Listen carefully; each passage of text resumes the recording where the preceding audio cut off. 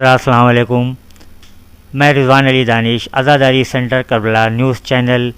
کی جانب سے آج پھر آپ کے سامنے ایک ایسی شخصیت کے ساتھ حاضر ہوئے ہیں جو کسی تعارف کی محتاج نہیں ہے. علی جناب مولانا امداد امام صاحب کی خدمت میں حاضر ہیں. یہ وہ شخصیت ہیں جنہوں نے ہندو مسلم ایکتا کا وہ سندیش پہنچایا ہے. ہندو مسلم ایکتا کی یہ مثال ہیں. جس وقت کرونا جیسی مہاماری میں اپنوں سے اپنے دور تھے تو اس وقت یہ اور ان کی پوری ٹیم نے ایسے مسائل پہ ساتھ دیا ہے. جس وقت جس گھر میں غمی ہو جاتی تھی لوگ دور تھے تو اس وقت ان لوگوں نے کے لاشیں انہی نے دفنائے ہیں, چاہے وہ ہندو مذہب میں ہوں, چاہے وہ سنیوں میں ہوں, چاہے شیعوں میں ہوں, ہر طبقے کے لوگوں کی انہی نے مدد کی ہے. تو میں چاہوں گا تھوڑا سا اس سلسلے میں بھی آپ کچھ بیان کریں کہ کس وقت آپ کے اوپر ایسے حالات آ گئے جس وقت آپ کی آنکھوں سے آنسو نکل آئے ہوں. بسم اللہ الرحمن الرحیم. دیکھیے وہ تو حالات وہ تھے کہ ایسی ایک وبا پھیلی ہوئی تھی پوری دنیا میں کہ ہر شخص خوفزدہ تھا اس سے, اور ہر آدمی اپنے کو بچا رہا تھا. لیکن ہم جس در سے جڑے ہیں جس کو اہل بیت کا در کہتے ہیں, اور یہ ماہ مبارک رمضان چل رہا ہے, اور اس میں بھی جو جس شخصیت کی شہادت کی تاریخ ہے آنے والی ہے یعنی حضرت علی علیہ الصلوۃ والسلام, تو ان کا بھی پیغام یہی تھا کہ جب ان کی آپ وصیت پڑھیں گے تو اس میں بھی تھا کہ وصیت میں انہوں نے کہا کہ کسی بھی یعنی نجس جانور کا بھی اگر لاشا ہے تو اس کی بحرمتی نہ ہونے دو. تو یہ اہل بیت کا درس تھا اور ہمارے علماء کرام کی سرپرستی تھی کہ جس میں ہماری اور ہماری پوری ٹیم جو نوجوان تھے سب انہوں نے یہ خدمت کو انجام دیا. ماہ رمضان کا مہینہ عبادتوں کا مہینہ چل رہا ہے, تو اس سلسلے میں چاہوں گا کہ آپ عوام کو عبادت کے سلسلے میں, نیکیوں کے سلسلے میں کیا پیغام دینا چاہیں گے؟ بسم اللہ الرحمن. دیکھیے یہ ماہ مبارک رمضان یہ وہ مہینہ ہے کہ جس کے لیے نبی کریم نے اپنے خطبے میں یعنی جب شعبان کا جو آخری جمعہ تھا اس میں جو خطبہ دیا تھا تو خطبہ شعبانیہ جس کو کہتے ہیں مشہور خطبہ شعبانیہ کے نام سے, اس میں نبی کریم نے ارشاد فرمایا تھا کہ اے لوگوں تمہارے قریب وہ مہینہ آ رہا ہے کہ جس میں تمہارا سانس لینا عبادت ہے, تسبیح ہے, اور جس میں تمہارا سونا بھی جو ہے عبادت میں شمار ہوتا ہے اور سانس لینا تسبیح میں شمار کیا جاتا ہے. اور یہ وہ مہینہ ہے کہ جیسے عام دنوں میں آدمی اگر قرآن کی ایک آیت پڑھتا ہے تو ایک آیت کا ثواب ملے گا, لیکن اگر ماہ مبارک رمضان میں کوئی ایک آیت پڑھے گا تو اس کو پورے ختم قرآن کا ثواب ملتا ہے. یعنی کوئی ایک آیت پڑھے تو اس کو 6666 آیات کا پڑھنے کا ثواب ملتا ہے. تو اتنی برکتوں والا مہینہ ہے. اور اس کے بعد اس مہینے کے لیے نبی کریم صلی اللہ علیہ وسلم نے ارشاد فرمایا کہ بدبخت ہے وہ شخص کہ جس کی زندگی میں ایک بار ماہ رمضان مبارک آئے اور گزر جائے اور اپنے گناہ نہ بخشوا سکے. یعنی یہ جو مہینہ ہے یہ انسان کے گناہوں کا مہینہ, گناہوں کی بخشش کا مہینہ ہے. انسان جو ہے اپنی توبہ کرے, اور اس مہینے میں ایک ایسی رات ہے جس کے لیے قرآن کہہ رہا ہے انا انزلناہ فی لیلۃ القدر, ہم نے قرآن کو لیلۃ القدر میں نازل کیا. وما ادراک ما لیلۃ القدر, تم کیا جانو کہ یہ لیلۃ القدر کیا ہے. یعنی اللہ کہہ رہا ہے یہ لیلۃ القدر ایسی بعظمت یعنی شب ہے, شب قدر ہے کہ جس کے لیے اللہ خود کہہ رہا ہے کہ تم نہیں سمجھ سکتے اس کی عظمت کو, اتنی بلندی کو. وما ادراک ما لیلۃ القدر, تم کیا جانو کہ لیلۃ القدر کہ لیلۃ القدر خیر من الف شہر, کہ یہ وہ رات ہے جو 1000 مہینوں سے افضل ہے. یعنی ایک رات جو ہے وہ 1000 مہینوں سے افضل ہے. یعنی اگر اس میں کوئی عبادت کرتا ہے, کوئی تلاوت قرآن کرتا ہے تو سمجھ لیے 1000 مہینوں کے برابر اس نے عبادت کی. تو یہ یعنی بابرکت مہینہ ہے, رحمت والا مہینہ ہے, مغفرت والا مہینہ ہے, بخشش والا مہینہ ہے. اور اگر جیسے نبی نے ارشاد فرمایا ہے نبی کریم نے, اگر انسان کی زندگی میں ماہ مبارک رمضان آیا اور گزر گیا اور اپنے گناہوں کو نہیں بخش پا سکتا ہے تو وہ بدبخت انسان ہے. لہذا تمام انسانوں کو اپنے گناہوں کے لیے استغفار کرنا چاہیے. آج کا ماحول یہ ہے کہ انسان دوسروں کو دیکھتا ہے دوسرا کون غلط کر رہا ہے, لیکن اہل بیت علیہ الصلوۃ والسلام کا یہ درس ہے کہ تم پہلے خود کو دیکھو, اپنی خود شناسی, کہ تم جب رات میں بستر پہ جاؤ تو تم اپنے تجزیہ کرو کہ تم نے جو دن بھر میں کام انجام دیے کوئی اس میں ایسا کام تو نہیں کہ جو کسی یعنی اللہ کی مرضی کے خلاف ہو, یا کسی کو اذیت دی ہو, یا کسی کی تم نے دل دکھایا ہو. اگر ایسے کام کیے انسان کی نے تو اس کا جو یعنی گناہ ہوتا ہے وہ اللہ بھی نہیں بخشتا ہے. اگر ہم کسی کا دل دکھا رہے ہیں یا کسی کو اذیت دے رہے ہیں تو محشر میں وہ ہمارے یعنی گریبان پکڑے گا, اور جب تک کہ وہ معاف نہیں کرے گا اللہ بھی ہمیں نہیں معاف کرے گا. لہذا اس مہینے میں یہ بھی پیغام جاتا ہے, روزہ جو ہوتا ہے وہ صرف یہی نہیں ہے کہ انسان کھانا نہ کھائے اور پانی نہ پیے, بلکہ روزہ ہے کہ تمام اعضاء کا روزہ ہے. انسان کی آنکھوں کا روزہ, انسان کی زبان کا روزہ, انسان کے ہاتھ کا روزہ, انسان کی نظر کا روزہ, یعنی ہر طرح سے انسان یعنی روزے میں رہتا ہے. یعنی آنکھوں سے کوئی ایسا یعنی کام انجام نہ دے کہ کسی حرام چیز پہ نظر نہ جائے, زبان سے کوئی حرام کلمات نہ جاری ہوں. اس طرح سے یہ روزہ جو ہے وہ ہے کہ صرف کھانے پینے ہی کا نام روزہ کو چھوڑنے کا نام روزہ نہیں, بلکہ تمام وہ گناہ ترک کر دینا, چاہے زبان کے ذریعے کسی کو اذیت ہو, چاہے ہاتھوں کے ذریعے, اس کو ترک کرنے کا نام بھی روزہ ہے. جیسے کہ مولا علیہ السلام جو نیکیاں کرتے تھے ان کی سیرت کے بارے میں, ان کے عمل کے بارے میں, جب ان کی کسی جنگ میں تلوار چلتی تھی تو ان کی تلوار 7 نسلوں کو دیکھ لیا کرتی تھی کہ کوئی مومن آنے والا ہے, تو وہ تلوار رک جاتی تھی, اس کو قتل نہیں کرتے تھے. اس مسئلے پہ بھی تھوڑا سا دیکھیے, یہ بھی ہے کہ جب مولا علیہ السلام کی تلوار چلتی تھی, یہ ان کا علم میں غیب کا یعنی ایک مظاہرہ ہے کہ جب مولا جب کسی پہ تلوار چلاتے تو دیکھتے تھے اگر اس کی نسل میں کوئی ایک مومن بھی آنے والا ہے تو اس کو چھوڑ دیتے تھے. کیوں؟ کیونکہ مومن کی بڑی عظمت ہے, اور وہ خود ہمارا جو مولا ہے وہ امیر المومنین ہے, تو مومن کی عظمت کو امیر المومنین جانتے, تو لہٰذا وہ چھوڑ دیتے تھے کہ ہاں کہ آگے اس کی نسل میں ایک مومن آنے والا ہے جو دین کے لیے, مذہب کے لیے, سماج کے لیے ایک بہترین انسان ثابت ہوگا. اسی لیے کیونکہ مولا پیغام دینا چاہتے ہیں کہ مومن وہ ہوتا ہے کہ جس کا زندگی کا ہر زاویہ جو ہے وہ یعنی لوگوں کے لیے مثال راہ ہو, لوگوں کے لیے ایک نمونہ ہو کہ ہاں یہ جو ہے مولا علی علیہ السلام کا چاہنے والا یا ماننے والا ہے. تو اس حساب سے انسان کو سوچنا چاہیے کہ مولا یعنی جب زندگی گزارتے یعنی جب جنگ کرتے تو تلوار ایسے پہ چلاتے اگر کوئی مومن ہو, تو ہمیں بھی اپنی زندگی میں اس کو لانا ہے کہ اگر کسی خاندان میں یا کسی گھر میں کوئی ایک اچھا آدمی ہے اور اس کے یہاں کوئی برا ہو گیا تو ہم برے کو نہ دیکھیں, ہم اچھے کو دیکھیں کہ اس نے اچھا ہے. آج کا معاشرہ یہ ہے کہ اگر انسان 99 اچھائیاں کرے گا اور ایک کوئی برائی کر دے گا تو آدمی 99 اچھائیاں کو بھول کے ایک برائی کو یاد رکھتا ہے. لیکن اہل بیت کا جو درس ہے وہ یہ ہے کہ ایک برائی کو تم بھول جاؤ, اس کی 99 اچھائیوں کو دیکھو. جب تم 99 اچھائیوں کا ذکر کرو گے تو ہو سکتا ہے اگر اس سے کوئی غلطی ہوئی ہے تو وہ اس غلطی میں نادم ہو کہ پروردگار ہم نے تو ایک گناہ کیا, ہم نے غلطی کی, لیکن پھر بھی لوگ ہمیں سراہ رہے ہیں, ہمیں میری تعریف کر رہے ہیں, ہم کو یعنی ہم ہر طرح ہمیں دعائیں دے رہے ہیں, تو اس سے انسان کا دل بدل سکتا ہے. اسی لیے کہا کہ انسان دوسروں کی یعنی جو اچھے کام ہیں ان کو دیکھے اور اپنے جو ہے وہ برے کاموں کو تجزیہ کرے. تو یہ جو ہے وہ اہل بیت علیہ السلام کا درس ہے. اسی ماہ رمضان میں حضرت مولا علی علیہ السلام کی شہادت کی تاریخ بھی ہے. جب وہ گھر سے نکلے مسجد کے لیے, مسجد پہنچے, نماز میں ان کے ضربت بھی لگی, تو اس کے اوپر بھی میں چاہوں گا مومنین کو پورا واقعہ بتائیں آپ. دیکھیے, حضرت علی علیہ السلام کے ماہ مبارک رمضان 40 ہجری کا جو رمضان تھا, تو اس میں آپ کے سر مبارک پہ مسجد کوفہ میں ضربت ماری تھی عبد الرحمن ابن ملجی نامی شخص نے. اور اس سے قبل بھی جو مولا علی علیہ السلام یعنی شب 19 جی, تو شب ضربت کہی جاتی ہے یعنی 18 رمضان کی رات, تو اس میں بھی دیکھیے یہ بھی ایک ہوتا ہے کہ انسان جو ہے ہر رشتے کا لحاظ رکھے. آج اگر کوئی تھوڑا سا منتری بن جاتا ہے, کوئی وزیر بن جاتا ہے, وہ رشتوں کو بھول جاتا ہے, لیکن اس وقت خود مولا علی علیہ السلام حاکم تھے,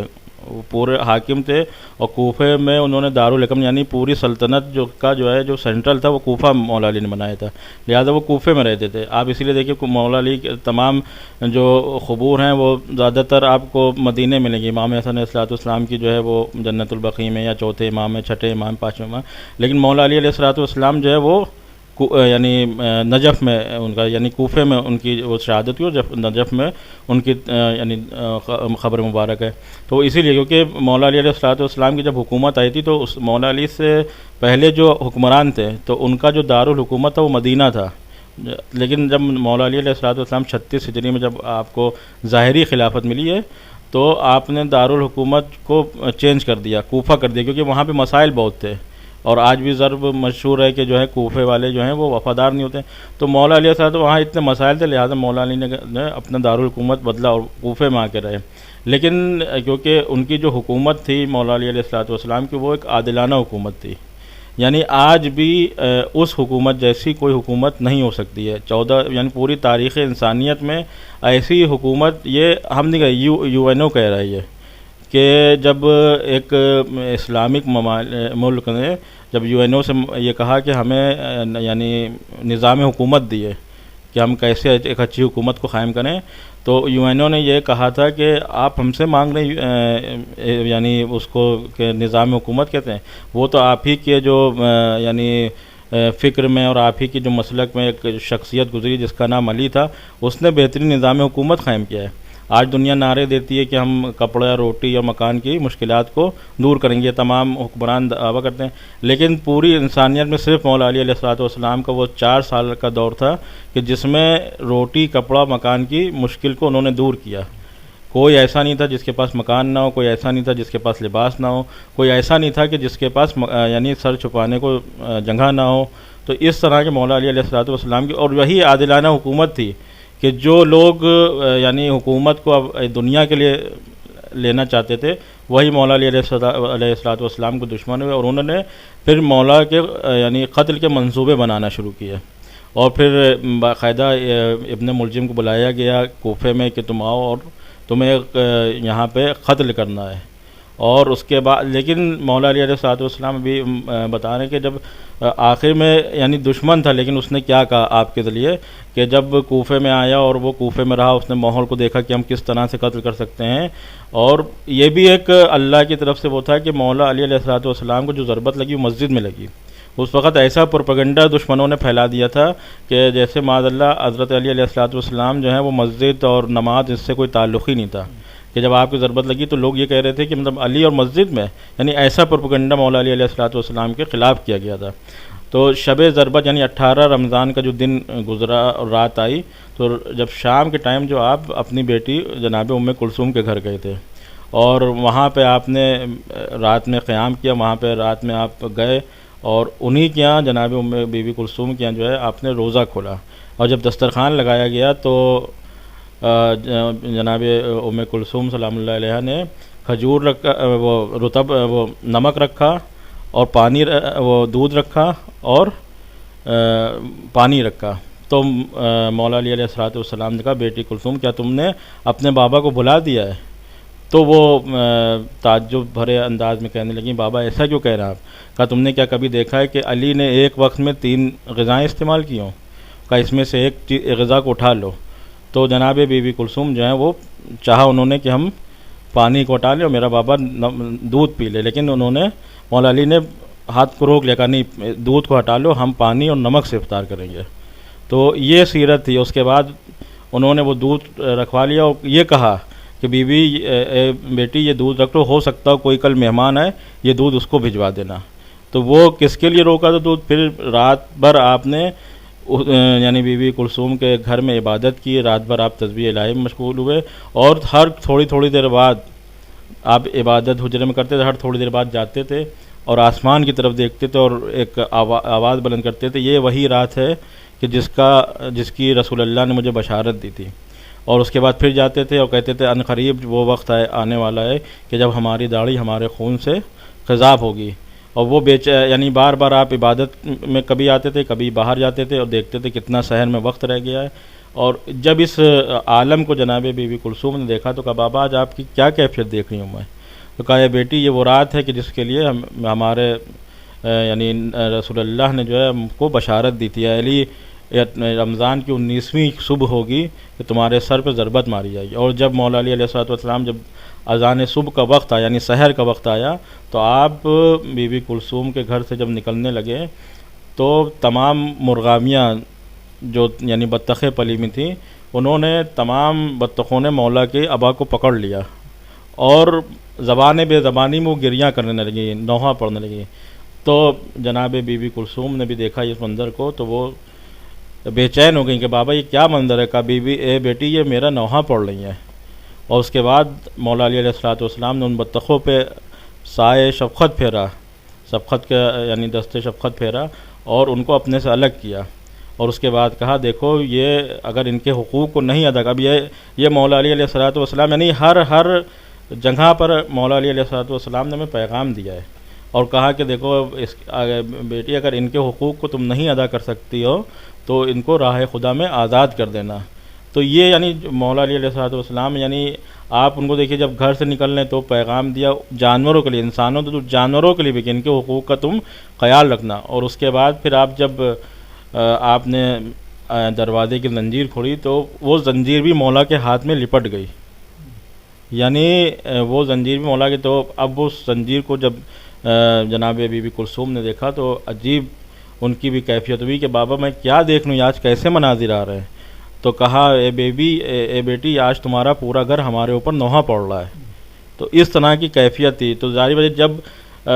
بے زبان جانور مولا علی علیہ السلام کے لیے جتنا گریہ کر رہے تھے, وہ زنجیر کے جو مطلب جس کی کوئی حیثیت نہیں ہے وہ مولا علی علیہ السلام کے ہاتھ میں لپٹ گئی, روکنا چاہ رہی تھی مولا آپ نہ جائیے. تو آپ اندازہ لگے کہ بیٹی کا کیا عالم ہوا ہوگا. اس کے بعد جب آپ مسجد میں گئے اور روایت میں ہے کہ آپ جب نماز ادا کر رہے تھے اور پہلی رکعت کی دوسرا سجدہ تھا تو ابن ملجم نے جو ہے جو پہلے سے وہاں پر آ کر لیٹ گیا تھا, اور اس میں بھی مولا علی علیہ السلام جب مسجد میں داخل ہوئے تھے تو آپ نے دیکھا کہ ابن ملجم الٹا لیٹا ہوا ہے, یعنی شیطان کی مانند. اسی لیے الٹا لیٹنے کو منع کیا جاتا ہے. الٹا لیٹا ہوا ہے اور اپنے نیچے جو ہے وہ تلوار کو چھپائے ہوئے, اور وہ تلوار میں جو اس نے زہر جو بجھایا تھا وہ زہر اتنا سخت تھا کہ کہا طبیب جب مولا علی کو دیکھنے آیا تو یہ کہا, اس نے بتایا کہ اتنا سخت زہر ہے کہ اگر پورا کوفے والے بھی اس زہر کو دیں تو زہر کا اثر نہیں ختم ہوگا, پورے کوفے کے لوگ ختم ہو جائیں گے. تو اس نے اس یعنی جس زہر بجھی ہوئی تلوار جو ہے وہ مولا علی علیہ السلام نماز پڑھا رہے تھے, اور نماز کے وہی پہلی رکعت کے دوسرے سجدے سے اٹھ رہے تھے, سر پہ ضربت ماری. اور اس کے بعد پھر مولا علی علیہ السلام نے ایک نعرہ بلند کیا, فزت برب الکعبہ, رب کعبہ کی قسم علی آج کامیاب ہو گیا. تو دنیا جو ہے وہ جنگوں میں اور انسان جو ہے وہ فتح جب ہوتا ہے تب کامیابی سمجھتا ہے, لیکن نہیں, مولا علی علیہ السلام نے یہ بتایا کہ دیکھو ہمارا زندہ رہنا کامیابی نہیں ہے, بلکہ اگر راہ حق میں ہم شہید بھی ہو جائیں تو وہ کامیاب زندگی ہوتی ہے. اور اس کے بعد مولا نے اپنے بیٹے کو, جو جماعت کا ایک دستور ہوتا ہے, ایک شرط ہے کہ اگر یعنی جو نماز پڑھا انسان اگر اس کو کوئی بیماری ہو جائے یا کوئی اچانک حادثہ ہو جائے تو جو پیچھے کھڑا ہوا ہے وہ نماز کو ادا کرے. تو امام حسن علیہ السلام کو حضرت علی نے آگے کیا کہ بیٹا تم نماز کو ادا کرو. اس کے بعد مولا علی علیہ السلام امام حسن آئے اور انہوں نے نماز ادا. اب وہ نماز کس طرح سے ادا کی ہوگی یہ مولا حسن علیہ السلام ہی جانے, کہ جب باپ زخمی حالت میں سامنے پڑا ہو اور بیٹا جو ہے وہ سبحان ربی العلی و بحمدہ کر رہا ہو. یہ بھی ایک اہل بیت علیہ السلام کا درس ہے کہ جہاں جتنی بھی مصائب و مظالم و جتنی بھی سختیاں ہوں, لیکن انہوں نے کبھی عبادت خدا سے جو ہے وہ منہ نہیں پھیرا اور ہمیشہ یعنی شکر کیا ہے اور پروردگار عالم کا جو ہے وہ سجدہ ادا کیا ہے. اور باپ سامنے پڑا لیکن امام حسن علیہ السلام جو ہیں وہ سجدے میں سر رکھیں, کہنے سبحان ربی العلی و بحمدہ, اور نماز مکمل ہوئی. پھر آپ کو جو ہے اٹھانے کی کوشش کی گئی تو روایت میں ہے کہ مولا کے اوپر اتنا سخت اثر تھا زہر کا کہ آپ سے کھڑا نہیں ہوا جا رہا تھا. لوگوں نے سہارا دیا لیکن مولا کے پیر جو ہے وہ زمین میں ٹک نہیں رہے تھے. تو پھر ایک گلیم منگوائی گئی, ایک کمبل ٹائپ کی ایک چادر منگائی گئی, اس میں مولا علی علیہ السلام کو جو ہے وہ لٹایا گیا.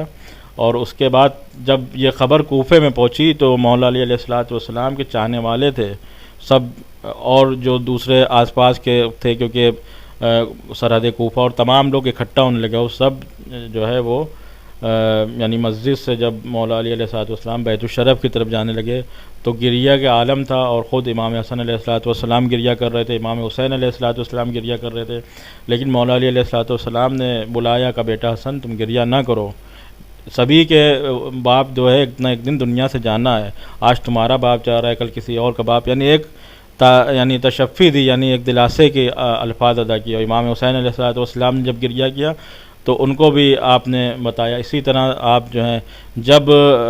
بیت الشرف کے قریب پہنچے, یعنی اپنے گھر کے قریب پہنچنے لگے, تو آپ نے روکا, کہا اے بیٹا حسن ہمارے چاہنے والوں کو اب کہہ دو کہ واپس چلے جائیں, کیونکہ ہمارے اس حالت کو جب ہماری بیٹیاں دیکھیں گی تو وہ تاب نہیں لا سکیں گی اور گریہ کریں گی اور وہ روئیں گے, اور ہم نہیں چاہتے کہ ان کی آوازیں جو ہیں وہ باہر نامحرموں کے کانوں تک آئیں. اور وہی وہ جب آپ اندر آپ کا جسم کو لے جائے گا, اس کمبل کو لے جائے گا, تو تمام بیویاں جو ہیں وہ بلک بلک کے رونے لگیں تو اس طرح کا اس کے بعد بھی مولا علی علیہ السلام کو جب کوفے میں خبر پہنچی کہ مولا کو قتل کیا گیا تو ابن ملجم کو پکڑ لیا گیا، اور پکڑ کے جب مولا علی کے سامنے لایا گیا اور جکڑے ہوئے تھے اس کو، تو مولا نے یہی کہا تھا کہ اس کے ہاتھ کو ڈھیلا کر دو، اور اس کے بعد کہا کہ یہ جو ہے پھر وہ جو دودھ کا اس کو دودھ لایا جائے، یہ جو ہے ڈرا ہوا سہما ہوا لگ رہا ہے، اس کو لہٰذا دودھ پلایا جائے۔ تو مولا نے اپنے دشمن کو دودھ پلایا۔ اس کے بعد آپ سے نے مولا علی نے ابن ملجم سے ایک سوال کیا کہ عبد الرحمن یہ بتاؤ کیا میں تمہارا اچھا امام نہیں تھا؟ دشمن تھا، امام کا بھی یعنی ضربت ماری، لیکن یہ کہہ رہا ہے علی نہیں، آپ ہمارے اچھے امام تھے، لیکن ہمیں دنیا کی لالچ نے جو ہے آپ کے قتل میں مجبور کر دیا۔ تو یہ سیرت علی علیہ السلام کی۔ خانہ کعبہ سوگ میں ڈوبا، سر پر علی کے تیغ لگی، سجدہ حق سے سر جو اٹھایا، سر پر علی کے تیغ لگی۔ ابھی آپ کے سامنے علی جناب مولانا امداد امام صاحب مولا علی علیہ السلام کی شہادت کے سلسلے میں گفتگو کر رہے تھے۔ میں ان کا شکر گزار ہوں کہ انہوں نے ہمارے چینل عزاداری سینٹر کربلا کے حوالے سے اپنا پیغام عوام تک کے پہنچایا۔ پھر انشاءاللہ کسی موقع پہ پھر آپ کو خدمت کا موقع دوں گا۔ حضرات السلام علیکم ورحمۃ اللہ وبرکاتہ۔